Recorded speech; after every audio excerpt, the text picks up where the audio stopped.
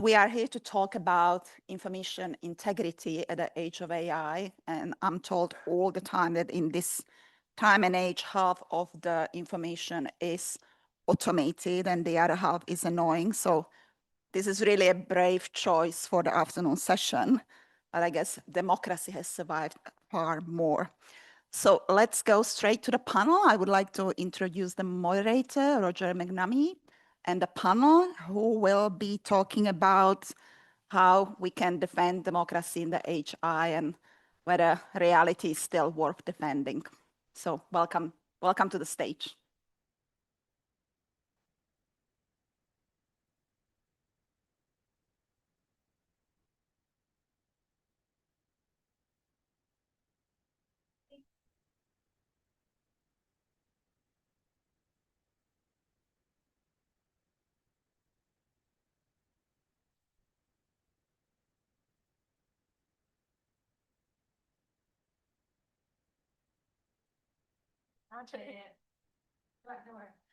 We're just missing one of our speakers still. Give us a minute. This is the post-lunch slot, as you know.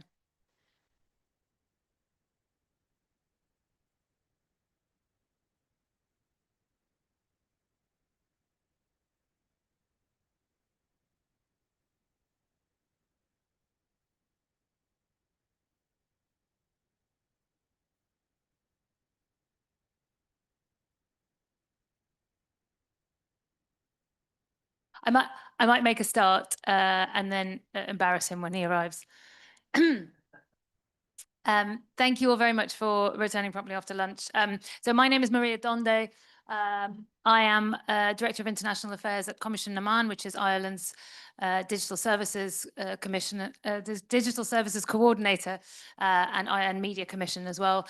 We are responsible for a broad spectrum of issues across media, online, and very much what we would, I think, refer to as the information environment. So the issues that we're going to be discussing today are very, very central to our work. I have an amazing panel who I'll introduce in just a moment, but just to say a couple of introductory words about what we're going to be talking about today.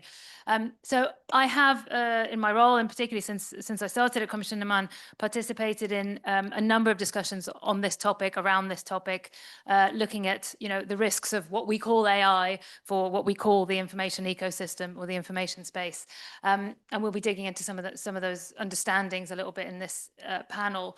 Of course, we tend to talk also about the opportunities that AI and technology can offer for improving the information ecosystem, supporting and further enhancing some of the tools we use to try and create a safe, trusted online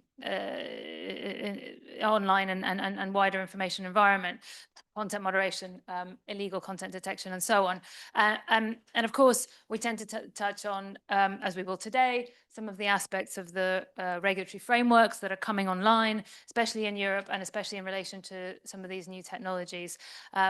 We will discuss, I'm sure, we will touch on the AI Act, associated codes and guidance, the DSA, the DMA, all of these instruments that have already been mentioned this morning, the standards under development, and the softer instruments and tools and initiatives related to literacy, public awareness and understanding. And I think when we have these discussions, I have certainly already started to sense a sense of frustration, disappointment, impatience, despite the fact that many of these instruments that we are going to be relying on are new and as yet untested.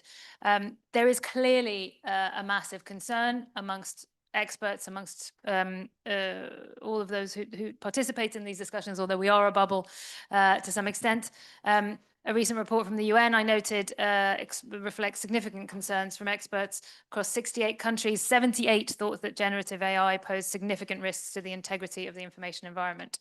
We are going to get into what that means. Underlying all of this, I think there is a palpable and a deep sense of unease that we haven't fully understood the scale of the risks to our information environment, or indeed to our wider societies, that the tools we're developing, that we've developed, that don't and won't address the structural concerns that might go beyond simply just talking about the application of the AI technology itself.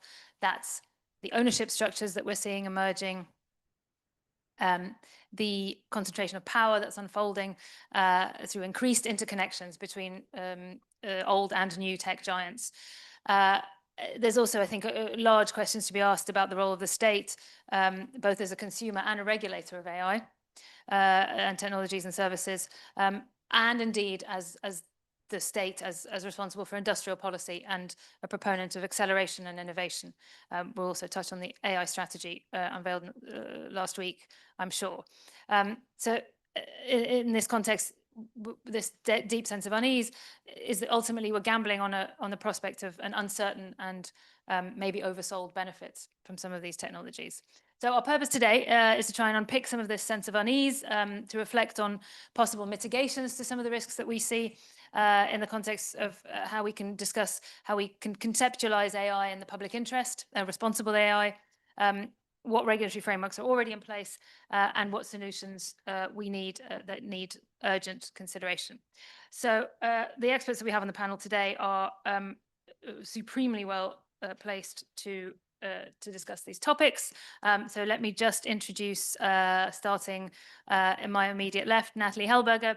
Natali is a professor of law and digital technology at the University of Amsterdam and a member of the executive board of the Institute for Information Law.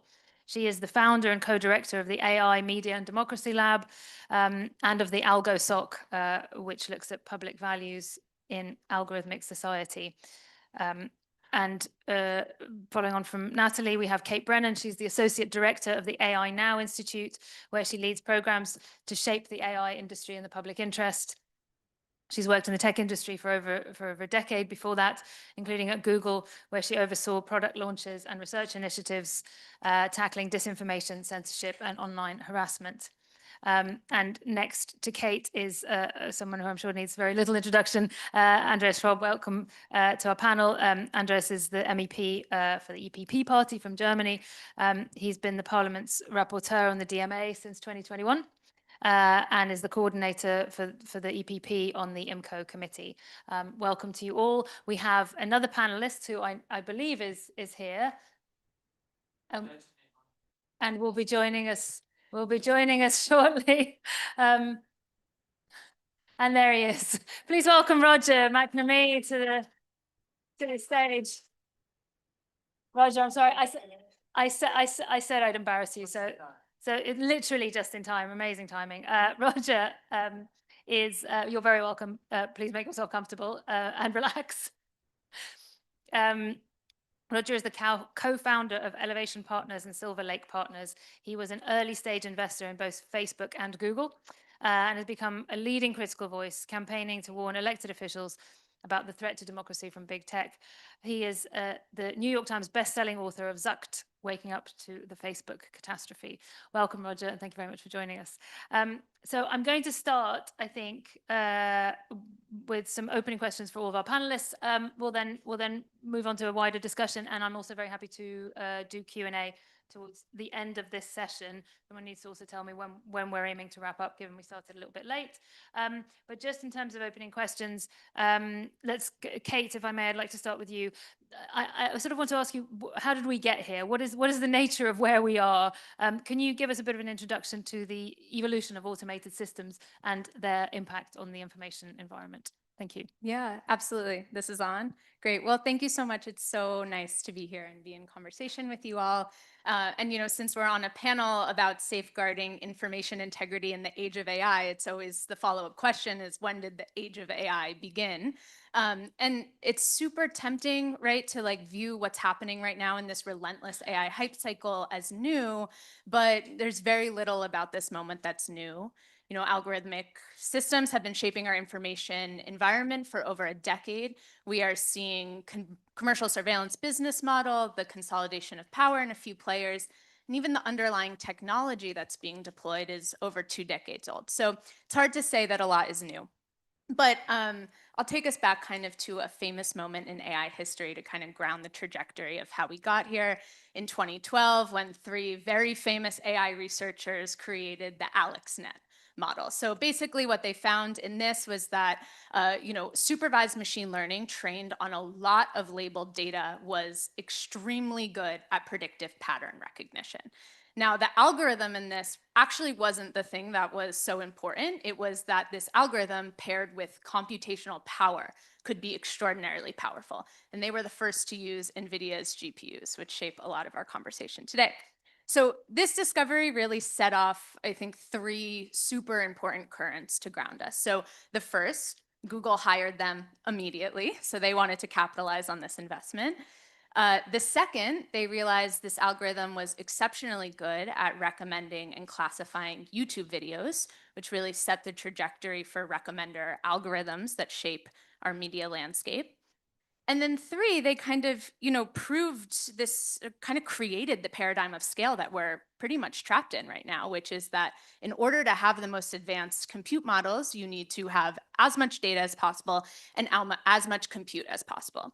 And so already in 2012, this was, housed in big tech firms. And this is all the more true today. So, at AI Now, we routinely say, there's no AI without big tech, and that's exactly what we mean. The players who are most poised to win in this market are those that have computational resources in-house, have data monopolies to capitalize, and are able to monetize as quickly as possible with their revenue. So that's where we came from. Where are we going? I'll briefly offer this, that the current trajectory offers more of the same, more commercial surveillance, more data, more compute, more scale.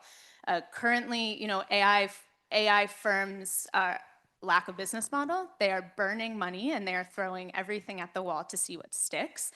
So despite talk of innovation and amazing possibilities, most firms are relying on their tried and true pathway to monetization, which is ads. And there's an urgency given the trillions of dollars of capital investment that's going into these systems. But a second really important part of this is the extraordinary gamble we're seeing right now, trillions of dollars of investment, no sustainable business model, is that they're all but required to turn to the state for support. So, where we're seeing firms trying to secure lucrative government contracts and pushing an industrial policy strategy where deregulation, de-risking, and direct investment is basically a way to shore up their business models. So, we've talked a lot about the impacts this has on the information environment. I'll name just a few, and then I'll pass it over that maybe haven't been spoken about as much today. We're seeing big tech exploit information asymmetries to manipulate and jack up pricing, changing the information about how much things cost.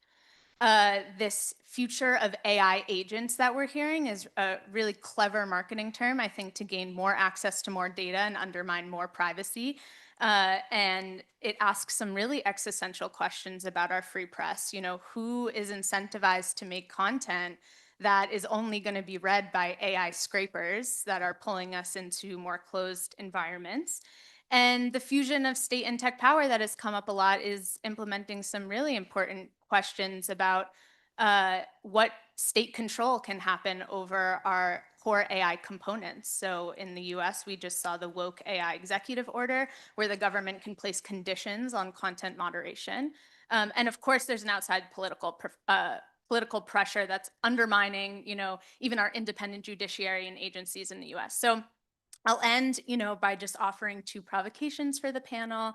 One is, how do we interrupt this paradigm of scale that has defined this trajectory, and questioning the uncritical mass deployment of this technology that is pretty rotten to the core with its business model, and that we already know is bad and have known for decades.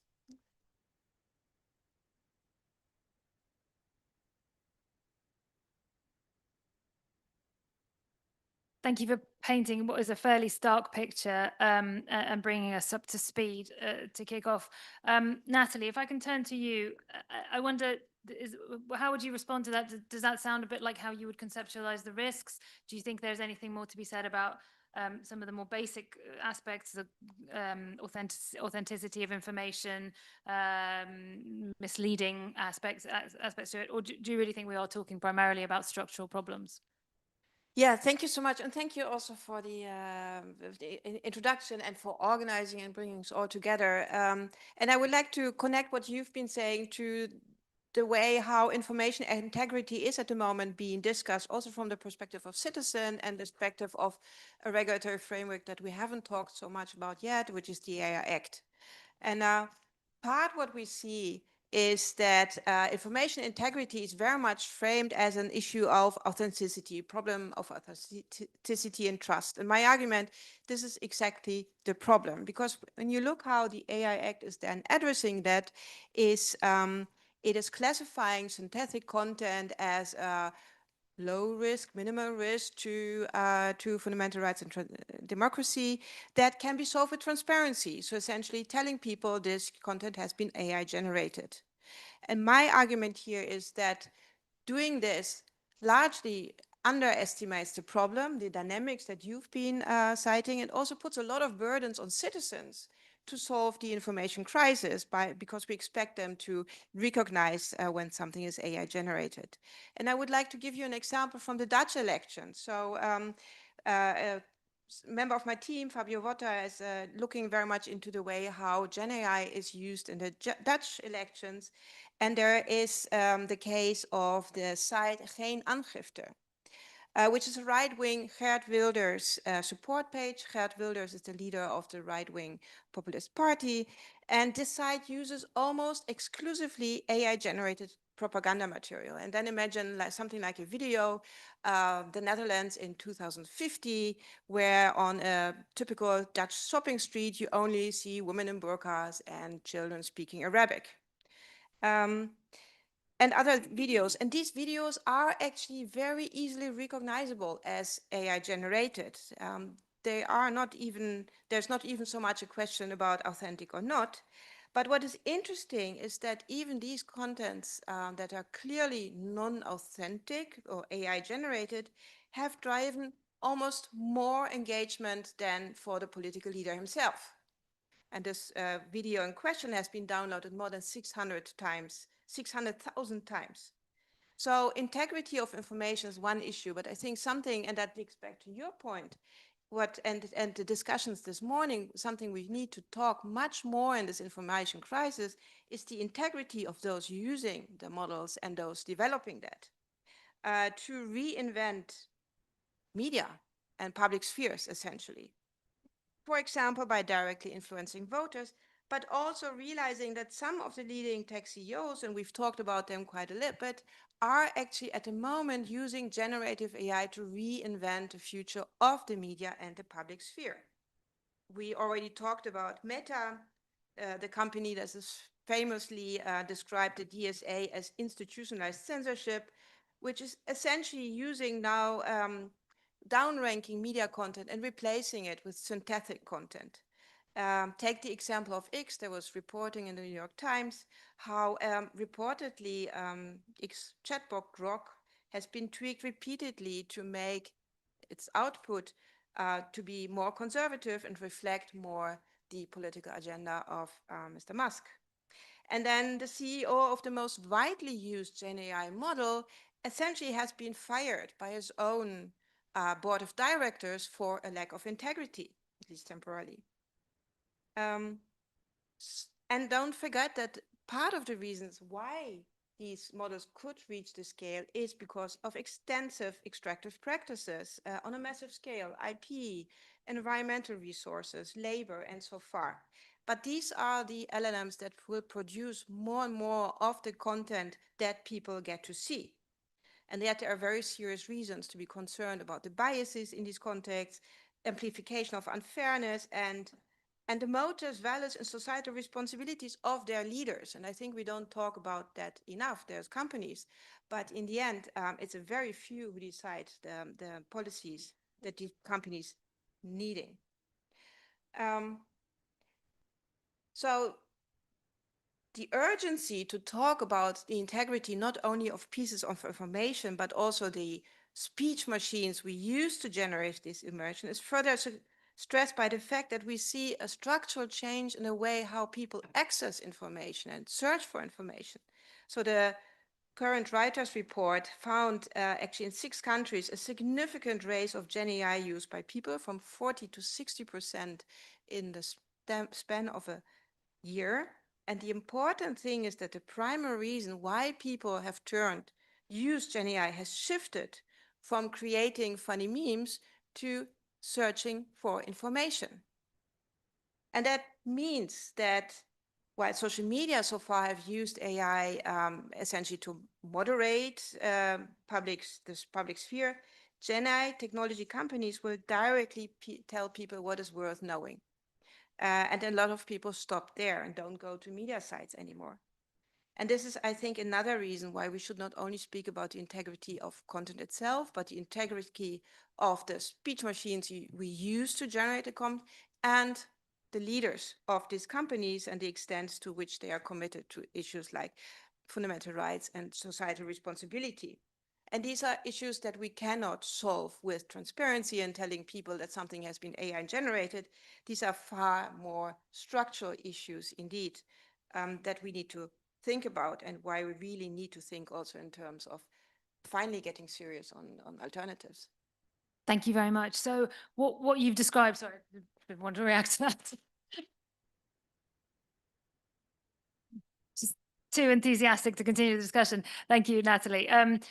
What I've heard from both of you, I think, is that increasingly we're seeing a smaller number of companies who already we know, we have experience of the way in which they have their practices are exploitative, extractive, and so on. And they're changing the way that fundamentally the way that we understand, consume content, understand the world around us.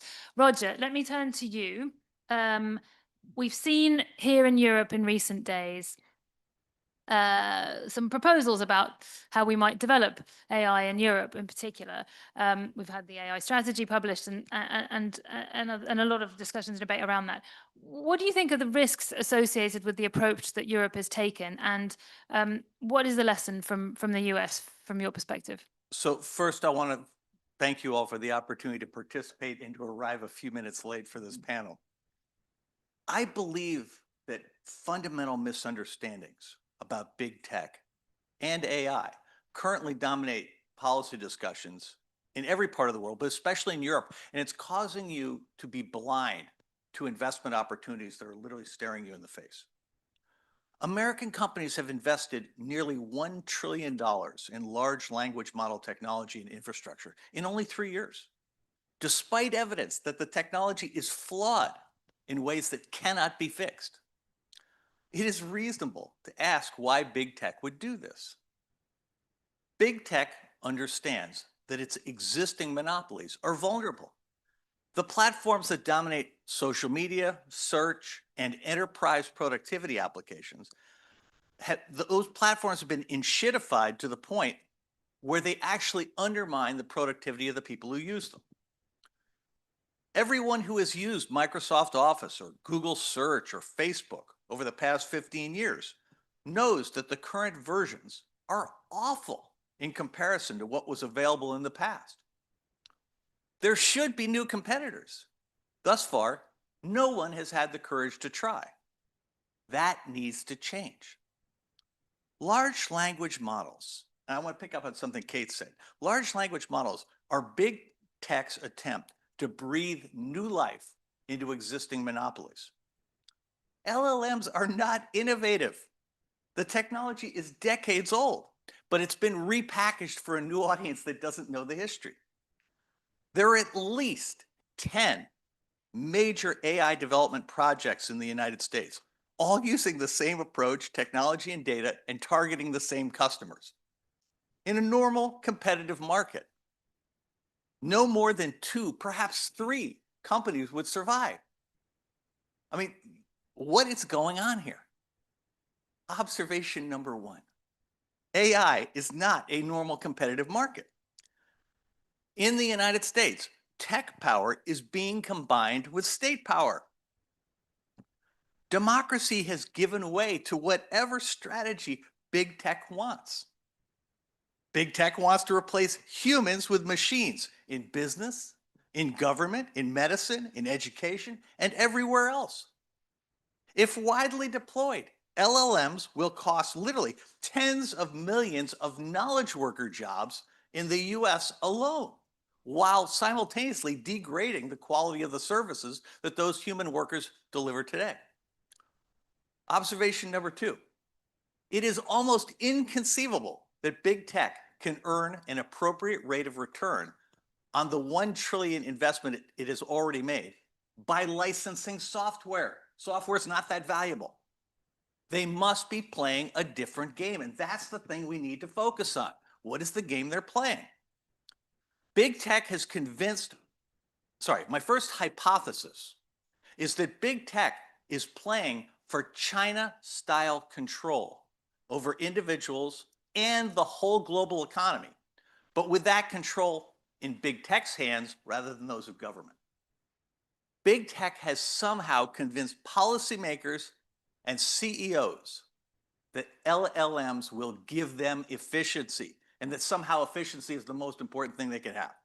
In reality, LLMs will give big tech control over the governments and enterprises that use those LLMs. If big tech can get enough governments and corporations to use their products, big tech will be able to influence every decision everywhere. The combination of surveillance and LLMs will give big tech unprecedented political and economic power. Now, they want you to believe that LLMs are inevitable.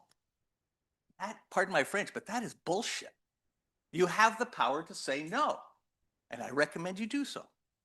There are valuable use cases for LLMs, but the scale of those use cases is tiny in comparison to the dollars being invested. A recent MIT study showed that 95% of AI projects run by corporate customers failed to achieve their financial objectives. AI usage in the law, in medicine, in education, and in software development has often failed spectacularly, and sometimes with deeply harmful consequences. Google's AI summaries and Microsoft's Copilot are often just plain wrong. And yet, CEOs and policymakers around the world continue to embrace LLMs and the apps that train LLMs. They ignore the threat to their sovereignty. They ignore the threat of massive unemployment and the degradation of services that LLMs will create. Hypothesis number 2. Big tech knows they've created a mania that will end in a crash. They are not concerned. They understand that a crash will not only wipe out smaller rivals, it will wipe out the economies and the governments that they're trying to take over. This will allow big tech to more thoroughly dominate whatever comes after. That's the only game plan that makes sense when you invest $1 trillion of other people's money. It's an incredibly cynical strategy, but it has worked in the past. As happened in the financial crisis of 2008, big tech is counting on policymakers to bail them out. And as things stand today, that's what's going to happen. The EU must recognize that big tech poses not one, but multiple existential threats, including to freedom of thought and democracy, our main topic today. LLMs and cloud-based enterprise applications are just weapons. It will take political courage to resist the siren call of big tech because everybody else wants to do it. But EU countries should follow the lead of Denmark and commit to technology sovereignty, not at the leading edge, but with the products that are actually indispensable in people's lives. Big tech talks about innovation, but they do not deliver it. The last truly innovative product to come out of Silicon Valley was the iPhone 18 years ago. I'm serious about that. Goodwill built up over 60 years in Silicon Valley, now reinforced by monopoly power, allows big tech to abuse our trust without consequence. We have 15 years of evidence that these people cannot be trusted, and yet we continue to trust them. We have 15 years of evidence that every new technology is worse than the one it replaces, and yet we continue to adopt the new ones. The time has come to say enough. Moving on from big tech will be really good for the EU politically, but it will be great for your economies. There's an investment opportunity staring you in the face and you're ignoring it. I'm an investor. I've had real success in betting on the future. Here's what I see now. The markets for enterprise applications are so large that every country could make its own profitably. You don't need a $500 billion market to justify making a spreadsheet. You need a $50 billion market. And almost every country is that big. Same thing's true of search engines. France can have its own Google. So can Germany. So can Belgium. Seriously, $7 billion a year in Canada alone from search revenues. $7 billion. Right? Not a problem. The results that you create with these products are going to be way better than you're getting from Google right now. And there is no technical risk, right? Because what we really need is new versions of what existed in 2010, because everything since then is shit. Remember, 2010 is the pivot point when big tech abandoned productivity in favor of extraction. So the next good future will not come from the United States. It could come from the EU, but that will be up to you. Thank you.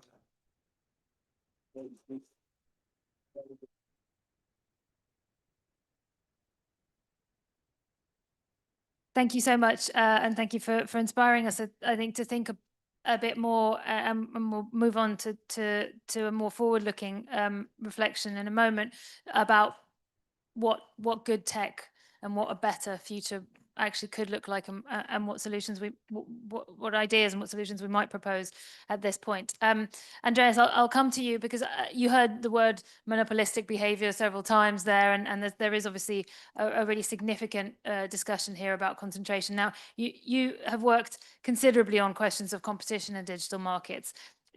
Do you share these concerns? Do you think that these concerns will be exacerbated by the developments in AI? Do you think that the EU is currently appropriately balancing innovation and acceleration with the need to secure our information environment? And as a lawmaker, what do you think of how far we've got with this legislative framework?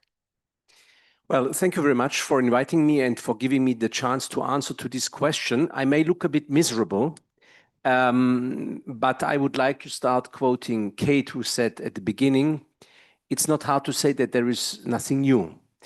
And I think, generally speaking, what we have observed all over the last 20 years is that there is so I'm a Christian Democrat, I'm not a socialist or a green, but I have to be very clear that there is some sort of capitalistic movement that is placing money in digital with the hope of growing a return on investment, and that's the driver of that stuff. And there is also there human errors because they may invest into ideas that don't work, but there is a drive, and plenty of people are in that drive, and plenty of people invest. And so, to a certain extent, it's an example that we have seen in history already very often. So what can we do? We can defend our rules that are there to stand up against that. And I have to tell you that, unfortunately, plenty of people, because you are all specialists, I have not these details that you know, but what I would like to say is that our people, they are very conservative. By the way, also the socialists and also the Greens, everyone is very conservative. And they believe that it's shown on the screen that works. They don't wonder if this is, as you mentioned, scrap. They use it. And I wanted to make that example here, a new colleague from Spain who is sitting next to me now after 1 year said, well, you know, I'm not really convinced that we needed DMA and DSA. Really, I have really strong doubts. And okay, we had a beer. And at the end of that beer, he said, well, if it's just the application of old competition policy, I have no problem. And to a certain extent, it's this just a translation into the digital age to be fast on enforcement. So bringing people back on that very basic reflection that in an economy in Europe, we don't need 100% capitalism, but some sort of social market economy is something that everyone understands, but you have to dig a bit in and to explain why in digital, rules that have been working in the old economy don't work anymore as before and have to be adapted. But if you need already to explain this, you can imagine how more complicated it can become if you are digging into more complicated issues like AI now. Because there is a tendency for people of all political colors, and not only in the EU, also in the US, to believe that that will be useful and it's the way of life and the next step of technology and so on and so forth. And there is no one really challenging that deeply. So your question, coming back onto your question, what can the EU do? What have we done? Are we well placed? I think we are perfectly placed. What is missing is action and enforcement. I'm continuously writing to our Commissioner Virkkunen and to Ms. Ribera that we have to designate AI and cloud as core platform services, because like that, the gatekeepers that are now buying these services enormously had to justify in which way they respect the openness of the systems, the transparency of the systems, the access of certain offers. At the moment, it's not yet happening. I don't know why. We could have done it already 1 year ago. It's not yet happening. That's a big mistake of Europe, and we could do much better. Would that be the solution to all the problems that have been mentioned here? Probably not, but it would be one element to create transparency for those that have accompanied all that money that you have been referring to, because it's in the end all the gatekeeper companies. Now, I would say there is also some sort of optimism, because it's true that some of the AI models that have now been bought by the gatekeepers, they were developed outside.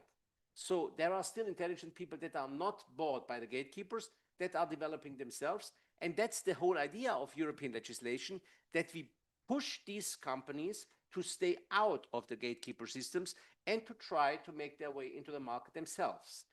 Unfortunately, this idea, I think, which is still the leading idea, has not been materializing, because what we see is that these gatekeepers have now been managing easily, quickly, all AI systems on top. And for that reason, we have to come also to AI. I mean, the key question is how we can maintain all these elements of democracy, of open markets, in a way that normal citizens can still follow on how and why they are getting some sort of result after having made a question. And I think with AI systems being used, the examples have been done here, it's getting more and more complicated to understand how the result is composed, how it's done. And that makes it extremely complicated. And this is not to repeat all the concerns that you mentioned about publishers not being interested anymore, people losing interest in public affairs. There is plenty of questions linked to it. But I think sometimes it helps us also to bring it back to very basic things. I think it's all about money and return on investment, which is fair to a certain extent, but in the way how it's done in the area of big tech, and now we speak about AI, it's just not controlled. It's just intransparent. And in every area that has been touched here, it leads to the wrong direction. And therefore, Europe can just apply the laws that we have to make an important impact. Will it fix all the problems? I don't know today, but it will be an important step to do it. And we will then see what we can do next. Thank you very much. Now, Natali, did you want to come in? I saw you. Yeah, no, I very much subscribe the enforcement problem. We have actually really interesting rules. They might not be perfect, but we really need to start enforcing them. And that is an important first step. I don't think it's enough. Because what a lot of these rules try to do is get a grip on big tech and avoid that we have a lot of irresponsible technology. What we haven't talked so much about, how can we incentivize responsible technology, and regulation could play a role here. We will launch a report we wrote with the OECD on media freedom next week. And an important point is that we really need to think more about structural changes and maybe not big tech, but small tech, tiny tools, decentralized and interoperable instead of the next hyperscaler. And when I look at the EU Continent Action Plan, there are many good ideas in there, but it's again about scale, about gigafactories, about hyperscalers. And I think it's not self-evident that European tech is necessarily better than US tech, unless we manage to define really the values that we care about, like public interest infrastructure, open source, environmental friendly, and agree on them and use our tools, public procurement, to promote that. And in that respect, I think we also should talk more. I mean, we talked a lot about we need more sovereignty, we need alternatives. I think we should also talk about the initiatives that are already there. And because there is already a lot of happening, talking about my country, the Netherlands, the media organizations in the Netherlands have actually collectively united forces to support the development of the Dutch language model. And there's now initiative to collectively step off large platforms to federated systems together with the Waag Society. The universities in the Netherlands have urged their directors to move away from Microsoft and offer alternatives. And I think we should talk more about also these alternatives and how we can actually help them to survive and grow bigger. Thank you. I think this raises a couple of questions that I wanted to move on to. The point about incentives is obviously really important, and what do we want to incentivize as well as how do we do it?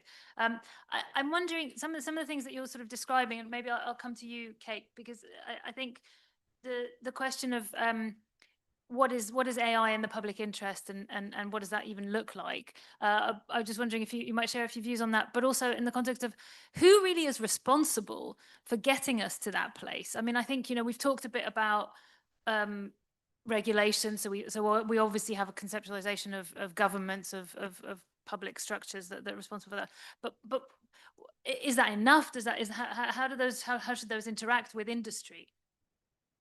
Yeah, it's a great question. I mean, I think, deeply skeptical of any AI for good or general public interest AI initiatives, I think for a lot of the reasons that we laid out, because it doesn't really get at the structural root of a lot of the problems. It's like solving the problem with the problem.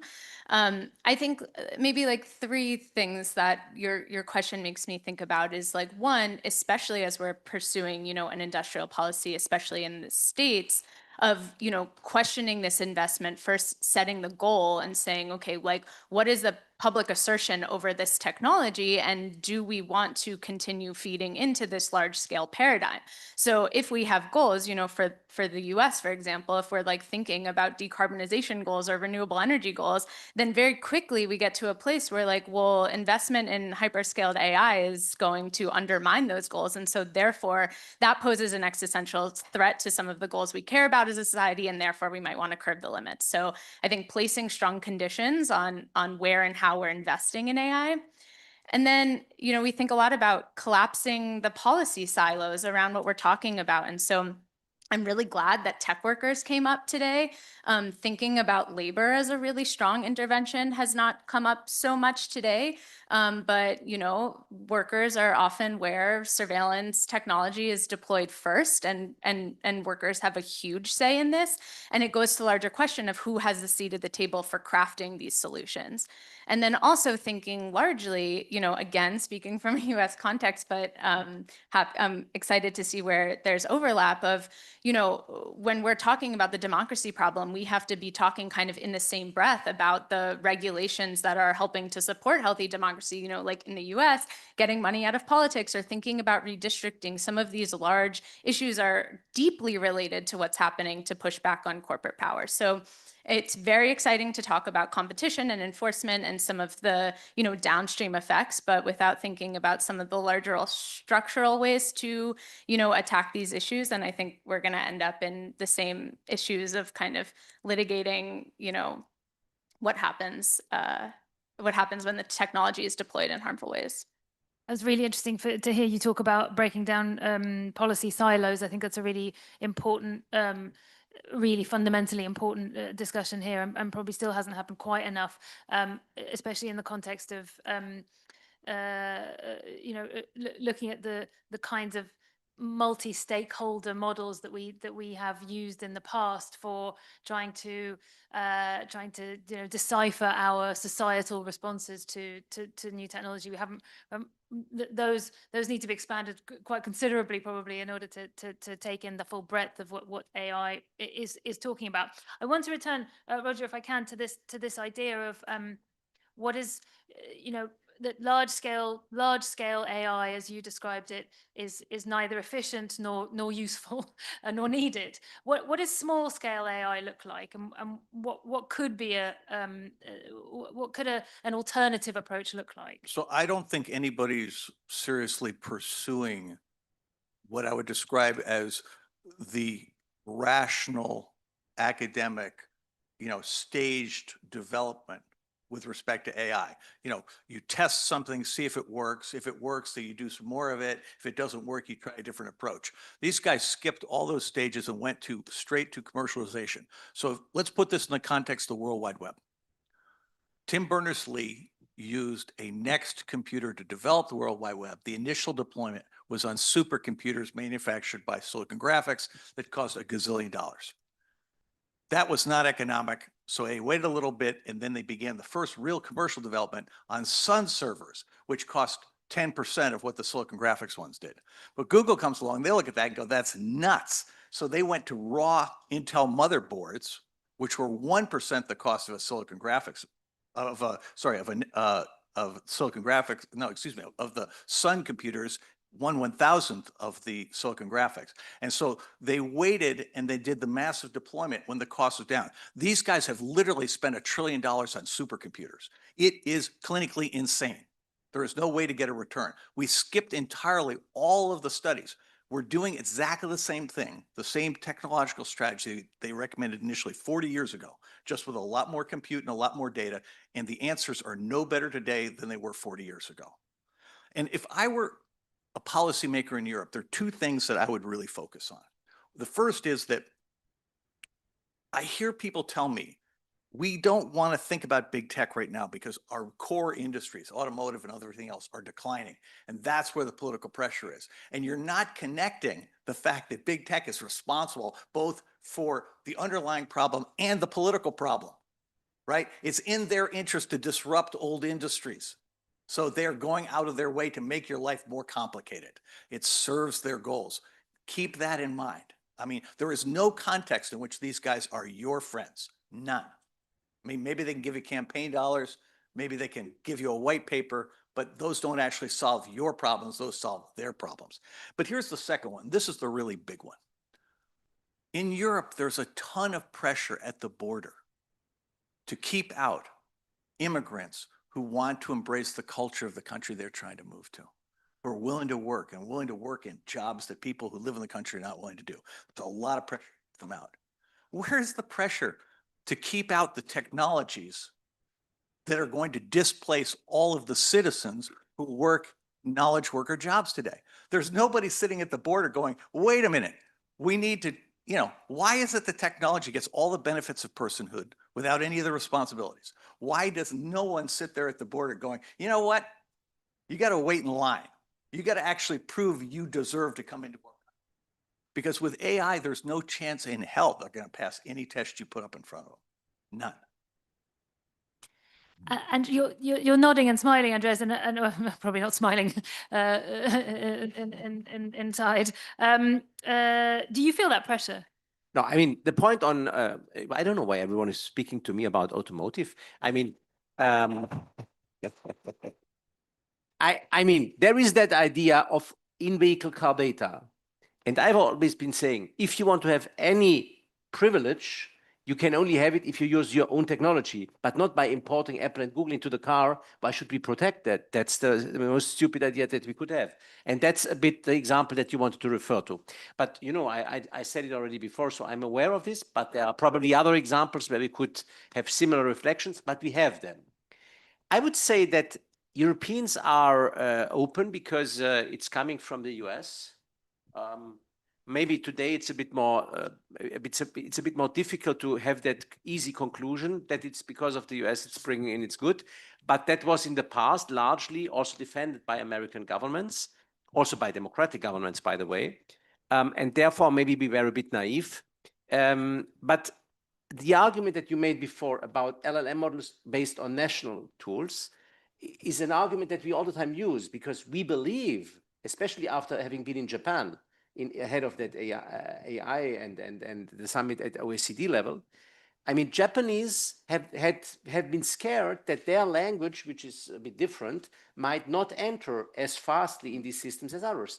So there might be a Japanese answer to the question that you don't find in the Dutch system, and there might be a French answer that you don't find in the German system. So we have an interest that we exactly do this, and we agree on this. The question is only who will finance this. And I believe that we have to find a way, a competitive market structure, but that's now at the very, very basics, where money flows also into these systems because people understand that there is an interest for this system to exist. And not that we say here we have to ban the Americans and invest public money into, if I may come back to you, provoking you a bit, in a Dutch language model. This has to be done by private investors. I have always believed in this, but after your intervention, because this Dutch company has invested a lot in Mistral AI, and I know these people a bit, they are looking urgently also to the US to get money and investment into Mistral AI. They got it from the Dutch. Is it now positive that the Dutch have been investing? Or No, it's a large language model. There is no positive version of that technology. Whatever money you put in it, you're setting on fire, because unless you can compete at the scale of Microsoft and Google and OpenAI and X, they're just going to outscale you. And you need to be looking at something other than LLM as the approach, because LLM doesn't solve the problem it claims to solve, which is to create intelligence. To do that, you're going to need all kinds of things we don't have today. If you really care about AI, that's where you should be investing. But I wouldn't bother with that. I think you should sit there and realize the US is literally setting $1 trillion on fire, right? Which is going to put us at a huge competitive disadvantage at a time when we're destroying the value of our currency, right? I mean, we're going to unemploy tens of millions of knowledge workers. Which part of that story do you like? Right? I mean, if you have any social values at all, you realize that humans are actually really good at doing an awful lot of jobs, and computers are actually terrible at doing anything else other than computation. And maybe, just maybe, we should remind ourselves of that. But we have that, if I may use one other example, because this computation power that is needed in the US is done all with private companies. They have the money, they invest it, they build it themselves. In Europe, we have these supercomputers that you can rent for a day, and you can run your model, you can test it, and you don't have to invest that much because it's an available resource that you can use. With the AI gigafactories, I don't know what giga and what the titles always change, but anyway, in fact, we want to do the same. We want to put at the disposal of Dutch, of German, of Swedish, and whatever people such computers that they can test large language models or regional language models or even better computing models, but on high performance computers at low cost. I think that's a great idea of bringing societies further with public investment. But what systems are tested there, that has to be done at private investment decision, I believe. We cannot put that into the public space. But we can have standards, right? We can have standards that we indicate to those private investors that they need to stay within the bounds of. So I'm being told we need to wrap up a little bit. So but just don't forget, you might just be investing $1 trillion in a new version of the steam engine. Okay. I think that the message is no, but the message is very clear. We need to think much more seriously about exactly what, you know, LLMs are not AI. And so we need to think about what it is that we actually want to create here. Natali, you wanted a final, did you want to say a final word? I mean, and then I'll wrap up. As long as we measure the success of these models to be as scalable as Microsoft and co, then I think we are exactly in the problem where you are. And I really, I'm working a lot with media organizations. A lot of applications that I see do not even need these super hyperscaler models. They need specialized startups that are small enough for media organizations to actually negotiate about their professional values and get them to build what they need. So I wouldn't go so far as all LLMs are evil. I also see interesting experimentation of using Gen AI in use to engage people. But I definitely think that part of our problem is this whole scale discussion, and that we really should get from scalability as the hyper goal of these developments. Thank you very much.